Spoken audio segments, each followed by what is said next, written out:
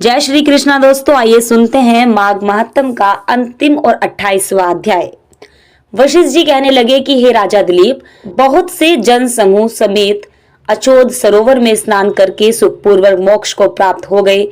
तब लोमश जी कहने लगे, संसार रूपी इस तीर्थ को, राजा को सब श्रद्धा पूर्वक देखो। यहाँ पर 33 करोड़ देवता आकर आनंद पूर्वक रहते हैं। यह अक्षय वट है जिनकी जड़ें पाताल तक गई हैं और मार्कंडेय ऋषि प्रलय के समय भगवान इसी अक्षय वट का आश्रय लेते हैं। यही शिवजी जी की प्रिय भगवती भागीरथी हैं, जिसकी सिद्ध लोग सेवा करते हैं। ये गंगा स्वर्ग के हेतु पताका है, इसका जल पीकर मनुष्य मुक्त हो जाते हैं। हे मुनि, सभी प्राणी इस नदी को यमुना से मिली हुई पाते हैं। इसका संगम बड़े पुण्य से प्राप्त होता है। इसके स्नान से जन्म मृत्यु रूपी दावानल से कोई नहीं तपता, परंतु ज्ञान प्राप्त करके मुक्त हो जाता है। यह स्नान करने से सभी प्राणी बिना ज्ञान के ही मुक्त हो जाते हैं। इसलिए ब्रह्मा जी ने यहाँ यज्ञ करने की इच्छा रखी थी। इसी संगम में भगवान विष्णु ने स्त्री प्राप्ति की इच्छा से स्नान करके लक्ष्मी जी को प्राप्त किया। यहाँ पर त्रिशूलधारी शिवजी जी ने त्रिपर दैत्य को मारा था और प्राचीन काल में उर्वशी स्वर्ग से गिरी थी तथा स्वर्ग पाने की इच्छा से यहाँ पर ही उसके स्नान करने से नशुक कुल के राजा यगाति ने वंशधर पुत्र प्राप्त किया। यहाँ पर इंद्र ने प्राचीन काल में धन की इच्छा से स्नान किया और माया से कुबेर के सब धन को प्राप्त कर लिया था। प्राचीन काल में नारायण तथा नर ने हजारों वर्ष तक प्रयाग में निहार कर रहकर उत्तम धर्म किया था। यहाँ से जज्ञास्पीय सन्यासी ने महादेव जी जैसी शक्ति वाले से विजय पाई थी तथा अनिमा आदि योग के अति दुर्लभ ऐश्वर्य प्राप्त किए थे।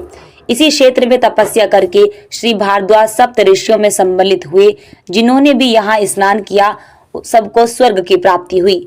इसलिए हमारे विचार से तुम त्रिवेणी में स्नान करो। इस स्नान करने से पहले किए हुए तुम्हारे सब पाप नष्ट हो जाएंगे और संपूर्ण वैभव को प्राप्त हो जाओगे।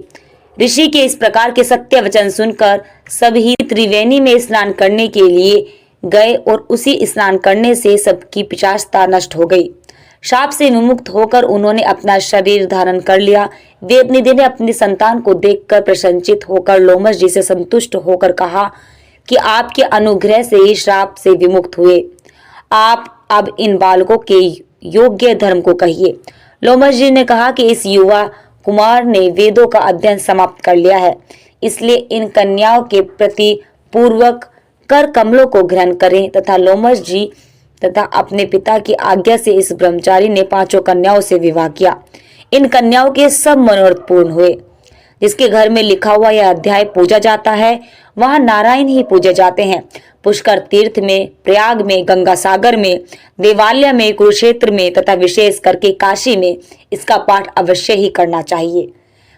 पुष्कर तीर्थ में ग्रहण के अवसर पर इसके पाठ का दोगुना फल मिलता है और मरने पर वैष्णव पद को प्राप्ति होती है। तो दोस्तों, ये था माघ महात्म का अंतिम अध्याय। हम उम्मीद करते हैं कि आपने सभी अध्यायों का श्रवण किया होगा। यदि आपने सभी अध्याय नहीं सुने हैं तो एक बार फिर से सुनिए। पूर्णिमा तक सभी अध्याय सुनने का विशेष फल मिलता है। जय श्री कृष्णा दोस्तों।